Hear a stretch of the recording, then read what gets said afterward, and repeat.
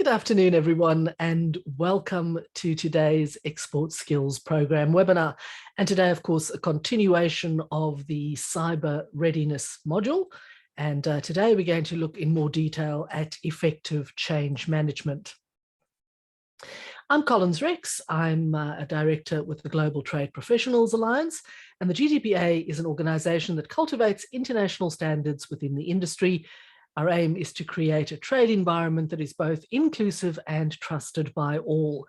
And the GTPA has partnered with Global Victoria to deliver this comprehensive export skills program. For the full program and to register for any remaining sessions, please go along to the address that you see on your screen. For this cyber readiness module, we have also partnered with the Cyber Readiness Institute out of the United States. The Cyber Readiness Institute convenes senior leaders of global companies and supply chain partners and shares cybersecurity best practices and resources. It develops content and tools to improve the cyber readiness of small and medium-sized enterprises. As always, I draw your attention to the disclaimer on the screen, and please bear in mind that today's webinar is being recorded.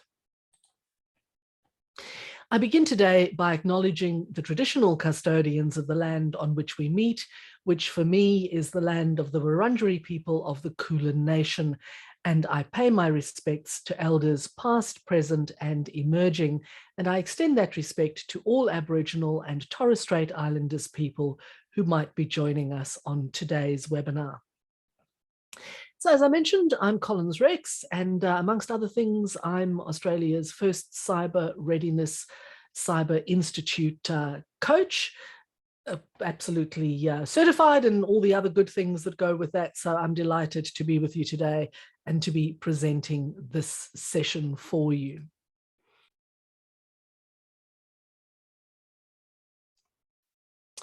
Now, I do notice that we have a couple of new people joining us today. For those of you who have not attended any of these sessions before, just bear in mind that this module, Module 5, is the only one of all the modules in the current Export Skills program that is in fact intended to use as a whole module. So you are expected to have attended all of the sessions because we build on the knowledge week on week. So if you're joining us for the first time today, you might find yourself a little bit lost, but there are ways to catch up on what you've missed. So drop me an email at the end of today's session and I'll explain how you can get up to speed. So let's get into it, shall we? Effective change management, which is absolutely key to you fostering cyber readiness in your organization. So today we're going to have a very quick recap of the core 4 and the cyber leader personas. And then we're going to look at change management, all about building a cyber ready culture, driving change using catalyst projects, and building and sustaining a new cyber ready culture in your organization. So looking again very quickly at the core 4 and recapping what is cyber readiness. Cyber readiness, of course, taking practical steps to prevent cyber attacks by focusing on human behavior related to those 4 core issues and knowing what to do if an incident occurs. Now, the 4 core issues, as you see them there, and which by now you will be well familiar with: passwords and multi-factor authentication, software updates, phishing, and USBs and secure storage and file transfers. Just reminding you of the cyber leader personas that we discussed a couple of weeks ago, because we're going to be focusing again on these cyber personas over the course of today's webinar. So the 3 cyber leader personas. Number 1 is Katie. Katie works and owns a retail store. She manages 3 employees and she has an IT consultant that set up her website and her payment processing. Katie is a cyber leader because she had no one else to delegate it to. Number 2 is a financial services company, and our cyber leader here is Susie, who is the IT manager for 50 or more employees at a financial services company. She is primarily focused on setting up, maintaining, and troubleshooting the company's IT systems. And Susie was selected as a cyber leader, not just because she understands IT and the incumbent technologies, but also because she's the only one in the organization who is familiar with computer technology. Our cyber leader number 3, our avatar there, is motorcar parts manufacturing business, and Ralph is the HR manager at this manufacturing plant, and the plant is a big one. It has around 300 plus employees. This particular organization works very closely with motor car makers, and they have 2 IT professionals, but the CEO chose Ralph to be the cyber leader, even though he is not an IT professional, because he is good with people. Now, as you may recall, when we talked about the core 4, we looked at the ways in which these 3 personas that we have created would respond in terms of explaining the core 4 and building that cyber readiness culture in the organization. So in the case of Katie, she was going to focus on introducing one of the core 4 at a time, because it was important to her to keep it as simple as possible, and she encouraged all her employees to be cyber ready at home as well as at work. The next of our cyber leaders, Susie, because of her many colleagues at work and many of them working remotely, Susie decided to focus on multi-factor authentication because she perceived that as the biggest threat to the organization. She used a statistic to illustrate how much risk is mitigated by using multi-factor authentication, and that just drove the issue home for her staff members.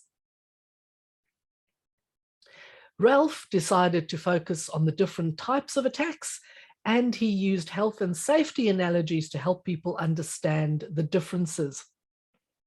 He did this by sending out emails with short, funny descriptions showing how the 4 core can prevent those incidents.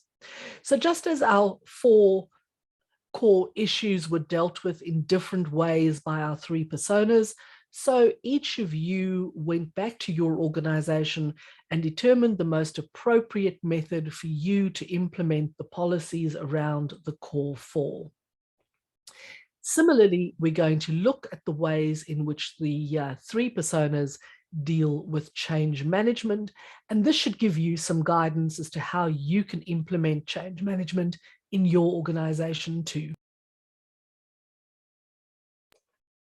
And I must apologize, I've got a bit of a frog in my throat today. I think I've just been using my voice way too much over the last few weeks. And by the time I get to Friday, it says, no more, don't want to speak again. So change management is all about getting people to adopt cyber ready behavior. And as we know, being cyber ready is all about changing human behavior to adopt the core 4 principles and to be aware of threats and how to deal with them. So in order to create a true cyber ready culture in your business, you're going to need to set a series of short-term goals. You're going to have to change behavior, and then you are going to have to develop new habits. And this applies to every single person in your organization. Now, I want you to go away today and think about the hurdles that you have faced in the past when trying to get employees to change their behavior. And that is not just in terms of changing cyber behavior, it is in terms of changing any behavior. Let's say, for example, you had a particular problem with the staff kitchen not being maintained properly and people leaving dirty dishes in the sink, leaving food out to spoil, etc. What were the hurdles that you faced to overcome the bad behavior and to ensure that better behavior was implemented going forward? So think about the hurdles that you faced in the past and think of how those hurdles might apply similarly to changing the cyber readiness in your organization and how you can overcome those hurdles. So why is change so hard? Well, change is difficult for individuals because individuals have established ways of doing things. Every one of us is set in our ways when it comes to certain aspects of what we do and how we do it. We like to eat at the same time of day. We like to eat at the same restaurants. We like to wear certain clothing to certain social activities, etc. To change mindsets is always difficult. Now, if change is difficult for individuals, it's even more difficult for organizations, because organizations have an existing corporate culture, and sometimes that culture has been ingrained in an organization over a long period of time. As new employees join an organization, they bring their own values, they bring their own belief systems, they bring their own behaviors, but over time that changes to take on the corporate culture. And eventually everybody thinks and does things in more or less the same way. And that makes it very difficult to turn an organization around. Different generations, different cultures, different functional areas in your organization all have different ways of working too. And all of this adds to the level of difficulty and complication that arises when one attempts to introduce a change.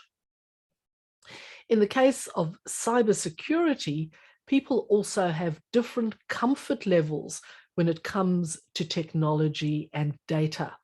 And many people believe that cybersecurity is all about tech, and because they don't know about tech, they think that cybersecurity is not something that affects them because they couldn't possibly begin to understand it. Now, as we know by this stage in our journey in this module, that is not true. It has very little to do with the tech per se. It has everything to do with the behavior. So some of the common hurdles to changing culture you see there. People say, oh, the old way is fine. Why should I do this? What's in it for me? It's just making my life more difficult. Things take longer to do if I adopt these changes. Oh, here we go again, just another initiative. And then, of course, there's the old head in the sand analogy. Just ignore it and it will go away. But of course, we know that when it comes to cyber, it does not go away. And when it comes to the current environment, there are even more hurdles to change, because the digital era is one that has brought with it distractions, all manner of ways in which people find things to do that don't necessarily relate to their work. People are also inclined to say that they are too busy doing their current job, when in fact they might be surfing the net. There's too much data. It's hard to know what to focus on and what to trust, and how to filter out the noise. We all know that there is a lot of fake information out there, and a lot of it, when it comes to cybersecurity, is actually put out by the bad guys because they want to confuse the issue. They want to make people believe that it's just too hard for them to deal with. We also are bombarded by an absolute barrage of information all the time. Communication is something that occurs really fast, and it recurs all the time. Of course, communication is an interesting concept because a lot of what floods over us is just that. It floods and we don't actually take it in. We might hear a lot of things, we might say a lot of things, but we're not really very good at communicating in the digital age. And then, of course, we have the additional complication of virtual and hybrid workplaces. Now, this was an issue that wasn't a massive problem until 2 odd years ago, when the pandemic hit and so many organizations were forced to send their staff to work from home rather than in offices. All the problems around cybersecurity just multiplied, because we had a work from home situation where people were using their own devices, not necessarily taking care of passwords, using software on a pretty random way, willy-nilly loading down software applications and improvements, etc. So to be effective when it comes to change management, you have to define a clear path.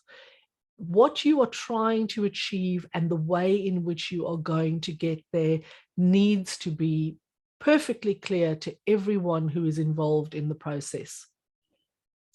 Create small steps. So instead of trying to do everything all at once, identify the things that you need to do first, have small achievable steps that you can implement. But create a sense of urgency. Let people understand what the implications are of not being cyber ready. And we've covered so many of those in the previous weeks that you've got a lot of ammunition that you can use. And also, very importantly, don't just tell people what to do, involve them in the journey. If people have buy-in from the beginning, they are far more likely to implement the steps and the policies that you put in place, because they will understand why and they will have been consulted from the beginning. And that means you're going to be driving change using catalyst projects. So change, as we've mentioned, is difficult for both individuals and organizations. And some of the hurdles to change are cultural factors. It can be company culture, it can be a country culture. It really is a matter of different issues that come into play when it comes to those hurdles to change. There are also organizational factors. Sometimes businesses put in place conflicting goals. They might, for example, put in place a multi-factor authentication policy, and then they will complain because people are not accessing their files as quickly as they should do to get a job done. So consider that every policy you put in place should not be butting heads with an existing policy. You need to find ways to smooth out the conflict and to make things work hand in hand. And then there are also, of course, the psychological factor. We're dealing with human beings, and when we deal with human beings, we as people all have issues that affect the way we think and the way we act. One of the issues is functional pride and ownership. People have to have ownership of any change, or else they are far more likely to reject it. People also sometimes have pride in the way they have already been doing things and have always been doing things. And by changing it, you are actually making them feel that they have not been acknowledged in the correct way. And in fact, they feel rather insulted in changes that affect the way they have worked to date. And then there's just the old-fashioned resistance to change, which just about every individual has. As human beings, we are creatures of habit, and we are creatures that don't like to change, particularly if that change is not something with which we have had anything to do. Change is chaotic and it's confusing. People have doubts. You might have to start something and restart it because it didn't quite work. There also tends to be a lot of finger pointing and frustration. So if you are coming to a point of cyber readiness because your company has suffered a cybersecurity breach, the person or people responsible for that breach, by opening a phishing email, for example, that they shouldn't have, will feel that you are blaming them when you try to implement the change. So for you, the challenge is in making those people understand that it's got nothing to do with them at all, that it's not about anything they did wrong. It's about ensuring that going forward, everyone is better informed so that no one makes a mistake going into the future. So what is an effective goal? An effective goal is measurable, both from a time perspective and a results perspective. So it's not just putting something out there that you're going to change. It's giving an outcome that will occur when that change has happened. And it is also giving a specific time frame to implement the change. It is all about using existing resources more effectively. You don't need to go out and reinvent the wheel. It is about taking the resources that you already have to hand, and that includes things like staff capability. It includes the will that people have to do the right thing. So it's using the resources that you already have and just using them more effectively. It is also about having goals that are developed by the team and therefore owned by the team. Setting effective goals is challenging, but it is achievable. So let's look at an example of how you take a weak goal and you turn it into a powerful catalyst goal. So a weak goal could be that you write a new password policy and you tell everybody that from now on, they need a 15-character password. And that is all there is to it. That is not likely to be very effective. First of all, there's no reasoning behind it. 15 characters is long and it's difficult and people won't know how they're going to figure out how to understand it, etc. Turning that into a powerful goal then looks like this. You put a time on it. In 3 months, 100% of our employees will have 15-character passwords, and they will have them on all devices that connect to our network. You've now contextualized it. You've given it a time frame. You've made it clear that everybody needs to ascribe to this new policy. And you've also made it clear that it affects every single device that connects to your network, whether it is a private device or it is a company-owned device. And when we looked at policies for changing behavior around the 4 core issues last week, we put in place very clear policies that will make it easy to explain to people why these things are happening. I want you to go away and write goals for each one of the core 4 around the policies that you will be implementing, and think of ways in which you can make them powerful and relevant and far more likely for people to follow those goals. Now, when it comes to setting those effective goals, the 3 personas are very useful in helping you frame your thoughts. So if we look at Katie, who we know is our business owner, Katie sets a goal of having 100% of employees using the new cloud-based file sharing service within 1 month. She uses this goal to establish a practical alternative to USBs. So instead of just saying to people, sorry folks, no more USBs from today onwards, you can't do this, she has created an alternative which actually gives people a way to still share files, move files around the business, etc. And she then has the policy in place of no more USBs. In the case of Susie, who is our IT professional, in response to more employees working remotely, for example, Susie sets a goal of setting up and training 100% of employees on the VPN use in 2 weeks. So she knows that there's an issue with people working from home and that this could create problems from a cyber perspective. So she sets a goal of training people up in 2 weeks. She then uses this goal to reinforce the importance of cybersecurity when working remotely. Ralph, who's our HR person who works in the large company that manufactures motor vehicles, he conducts an incident response exercise with 100% participation over a 1-month period. So he creates that dummy incident that we've already discussed, and he gets 100% of all the employees in that business to go through that exercise, but he does it in a manageable period of time. So not expecting everybody to do it instantly, a period of time that is manageable for everyone.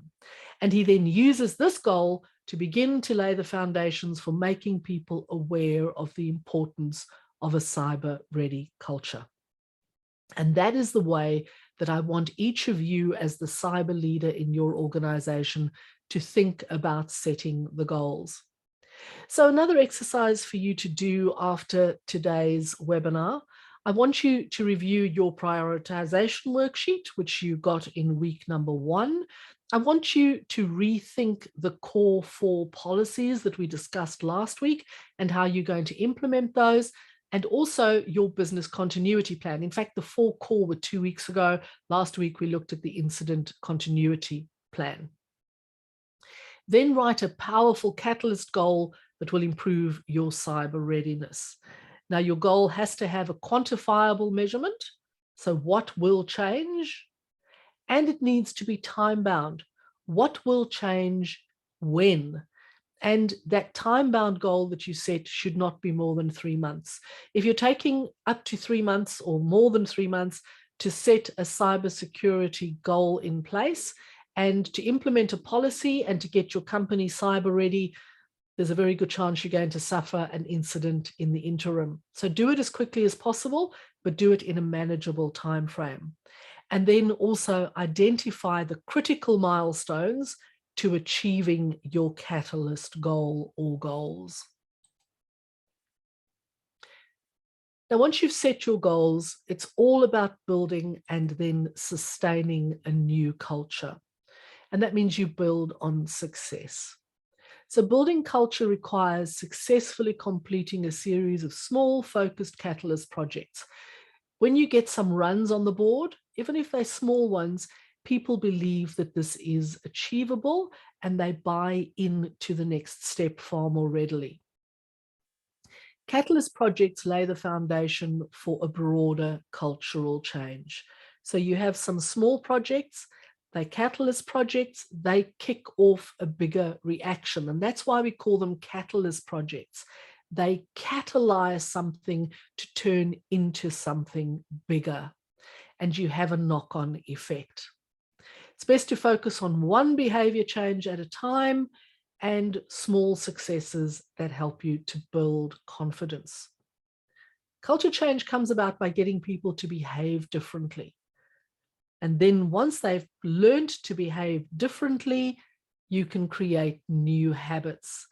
And if we look at passwords, for example, that's a perfect way to create a new habit in someone. Instead of them using those old passwords, you get them to use the phrases as passwords. Therefore, the passwords can become longer than they would be otherwise if people were just trying to remember one word or one series of numbers, for example. They see how easy it is to do that. You've implemented it over a period of time, and eventually it becomes ingrained and it becomes habit. If you think of how when we initially, as part of COVID rules, started wearing masks, how difficult it was and how we kept having to remind ourselves to take the mask with us when we got out of the car to go shopping or whatever the case was. And eventually it became second nature. One had a mask in every handbag, one had a mask in every pocket, and it just became routine to put the mask on when it was needed. We didn't even have to think about it. That's what you're aiming to get to by getting your organization cyber ready. Small behavioral changes lead to broader cultural change. Now, once you've implemented changes, you set the goals, you've implemented the changes, you're starting to build on those changes, how do you sustain change? Frequent, short communications on the importance of new behavior, very important. So make some posters and stick them up around the office, reminding people about their passwords, reminding them that USBs should no longer be used. Little things that trigger information bursts in people's brains. Oh yes, I must remember not to do that again. Of course, back it up with emails that you send to people on a regular basis with an update on the latest threats that are out there, and just reminding them that because of these threats, we do the following things and we do not do the others. If you've got a company newsletter that goes out, a staff newsletter, make sure that you have an cyber issue every newsletter. And what works really well is to identify the latest threats through a news article that you might have a link to, and then remind them that this is the way we counter this particular threat in our organization. If companies have screensavers, and many companies have corporate screensavers, make that screensaver a cyber readiness one. So when somebody comes back to their screen after having made a cup of coffee, instead of just having a random picture, there is a reminder about one of the core four, for example. Also ask employees about what is working and what isn't working for them. So if you have installed a new policy and that policy is around downloading software updates, for example, and you're no longer letting them do that without being specifically allowed by the administrator, and that is really frustrating for them because they feel they can't do their job, you need to find that out from them and you need to find a better way of doing it. It's always really important to balance the carrot and the stick approach. Give recognition and reward new behavior. And if new behavior does not get implemented, there need to be penalties. And we're talking about very serious problems for the business here if cybersecurity issues are not enforced. So if you have a policy of changing passwords, for example, and people are not doing that, or you find that they're still writing their passwords on post-it notes and sticking them to their screens, there must be penalties, and you need to decide on your management or with your management together with them what those penalties will be. There also needs to be ongoing visible commitment from senior people in the organization. So you as the cyber leader are not necessarily the most senior person in your organization. Get the senior management to buy into this, and we've talked about that before, but make sure that they are reinforcing the messages that you are putting out there. Let them bring it up in meetings, let them send the occasional memo, etc. And also recognize that employees look to their direct supervisor for how to behave. If the boss is doing the wrong thing, the chances are the employees are going to as well. So you need to make sure that the changes are implemented immediately by management, because if management implements, everybody else will follow. Now, if we look at our three personas again, and we think about sustaining change, Katie, our business owner, publicly congratulates an employee for locking their screen when they walked away from their computer. She mentions that they were leading by example, and then she reminds employees that it's not just about what you do in the office, it's about being cyber ready at home in implementing the same behaviors that you have in the office in your home environment. Susie, who's our IT professional, creates a monthly cyber readiness quiz, and she gives a gift card to anyone getting 100% in the quiz. And this is a really great carrot approach for your staff. Speak to your management about getting something like this. It doesn't have to be a gift card. And if it is, it can be something as small as a movie ticket. And it can be a monthly thing. It doesn't cost the company a lot of money, but it's a really great way to get people thinking about cybersecurity and to make sure that they are keeping up to date and that they are consistently doing the right thing when it comes to cyber readiness. Susie also adds cyber readiness into job responsibilities and performance reviews. And this is a really great way of ensuring that people understand the seriousness of cyber. When it comes to performance reviews, it's not just about how many things you sold, for example, if you're a salesperson, or how you met your targets, etc. It's also about how well you implemented the company's cyber policies. Ralph, our HR rep, he creates a competition between departments by running a fake phishing campaign to see which department does the best, and not the best at being caught by the phishing, but avoiding the phishing, of course. And then he conducts regular reviews of the cyber readiness program with his senior leadership. Now for you, your persona, of course, is yourself. Your business is the business that you work in or for, or indeed own. You are going to adapt the way our personas do things to your own environment, but this will give you some really good tips of how you can do it better. Now, there's one more exercise I want you to do after today's webinar, and I want you to think about how you are going to sustain change in your organization. And to do that, I want you to write down 3 things that you will do to sustain the change that results from achieving your catalyst goals. And then write down any initial ideas on your next catalyst goal. So if you've got one goal, let us know how you are going to change results from that, and then what your next goal is going to be that builds on the one that you have already implemented. Just a reminder that these are the next steps. So the following webinar, we're going to look at some case studies and latest cyber threats, just to give you an idea of what is out there and how these things are affecting organizations, and organizations that could be very similar to yours. And then finally, we're going to be talking about how you become a cyber leader. So if you want to go down the certification path, remember 10 companies will qualify, 10 potential cyber leaders will qualify for full certification, provided you've attended all of the modules or you've managed to catch up on the modules you could have missed. And we'll talk about that in our final webinar and how you go about doing all of those things. And that brings us to the end of today's session. If you have any questions, please feel free to type them in the chat bar.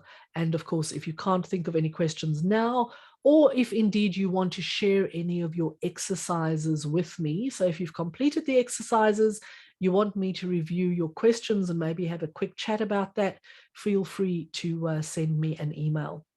Similarly, if you'd like a copy of today's slide deck, also send me an email. And I know after last week's session, a few of you may not have received the deck when you asked for it. There seems to have been a bit of a problem with files going out from our server for a brief time. So if you asked for last week's deck and the document that went along with it, and you didn't get it, please just drop me another email and I will make sure that that goes out to you along with today's deck if you would like it. It doesn't look as if we have any questions for today. So all that remains then is to say thank you very much for your time. As always, it's a great pleasure to have you on board, and I cannot stress highly enough how important it is for your business and for the business continuity of your organization that you are cyber ready and that you are implementing the things week on week that we discuss. It will make all the difference to you at the end of the day. So thanks everyone for your attention. I look forward to seeing you online again next Friday, and of course for all the subsequent sessions in between then and now. If you have any questions about today, drop me that email, ask for the deck if you would like it, and have a great weekend and go off and do some safe business. Goodbye.